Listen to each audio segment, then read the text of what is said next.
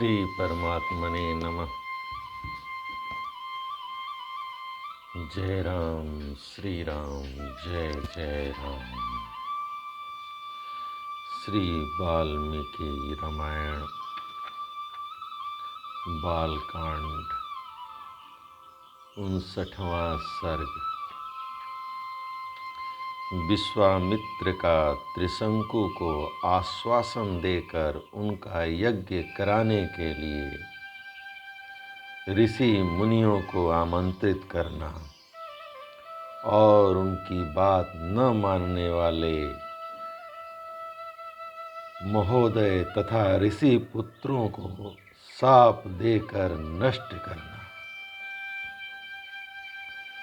सतानंद जी कहते हैं, हे श्री राम, साक्षात चांडाल के स्वरूप को प्राप्त हुए राजा त्रिशंकु के पूर्वोक्त वचन को सुनकर कुशिक नंदन विश्वामित्र जी ने दया से द्रवित होकर उनसे मधुर वाणी में कहा,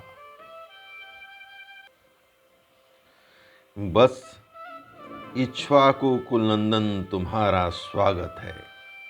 मैं जानता हूँ तुम बड़े धर्मात्मा हो। नृप प्रवर, डरो मत, मैं तुम्हें शरण दूंगा। हे राजन, तुम्हारे यज्ञ में सहायता करने वाले समस्त पुण्य कर्मा महर्षियों को मैं आमंत्रित करता हूँ। फिर तुम आनंद पूर्वक यज्ञ करना। गुरु के शाप से तुम्हें जो यह नवीन रूप प्राप्त हुआ है, इसके साथ ही तुम सदैव स्वर्ग लोक को जाओगे। हे नरेश्वर, तुम जो शरणागत वत्सल विश्वामित्र की शरण में आ गए हो, इससे मैं यह समझता हूँ कि स्वर्ग लोक तुम्हारे हाथ में आ गया है। ऐसा कहकर महातेजस्वी विश्वामित्र ने अपने परम धर्म परायण महाज्ञानी पुत्रों को यज्ञ की सामग्री जुटाने की आज्ञा दी। तत्पश्चात समस्त शिष्यों को बुलाकर उनसे यह बात कही, तुम लोग मेरी आज्ञा से अनेक विषयों के ज्ञाता समस्त ऋषि मुनियों को, जिनमें वशिष्ठ के पुत्र भी सम्मिलित हैं, उनके शिष्यों, सुहृदों तथा ऋत्विजजनों सहित सबको बुला लाओ। जिसे मेरा संदेश देकर बुलाया गया हो, वह अथवा दूसरा कोई यदि इस यज्ञ के विषय में कोई अवहेलनापूर्ण बात कहे, तो तुम लोग वह सब पूरा पूरा मुझसे आकर कहना। उनकी आज्ञा मानकर सभी शिष्य चारों दिशाओं में चले गए। फिर तो सब देशों से ब्रह्मवादी मुनि आने लगे। विश्वामित्र के वे शिष्य उन प्रज्वलित तेज वाले महर्षि के पास सबसे पहले लौट आए और समस्त ब्रह्मवादियों ने जो बातें कही थीं, उन्हें विश्वामित्र से कह सुनाया। वे बोले, गुरुदेव, आपका आदेश या संदेश सुनकर प्रायः संपूर्ण देशों में रहने वाले सभी ब्राह्मण आ गए हैं या आ रहे हैं। केवल महोदय नामक ऋषि तथा वशिष्ठ पुत्रों को छोड़कर सभी महर्षि यहाँ आने के लिए प्रस्थान कर चुके हैं। हे मुनिश्रेष्ठ, वशिष्ठ के जो 100 पुत्र हैं, उन सब ने क्रोध भरी वाणी में जो कुछ कहा है, वह सब आप सुनिए। वे कहते हैं, जो विशेषतः चंडाल है और जिसका यज्ञ कराने वाला आचार्य क्षत्रिय है, उसके यज्ञ में देवर्षि अथवा महात्मा ब्राह्मण हविष्य का भोजन कैसे कर सकते हैं? अथवा चंडाल का अन्न खाकर विश्वामित्र से पालित हुए ब्राह्मण स्वर्ग में कैसे जा सकेंगे?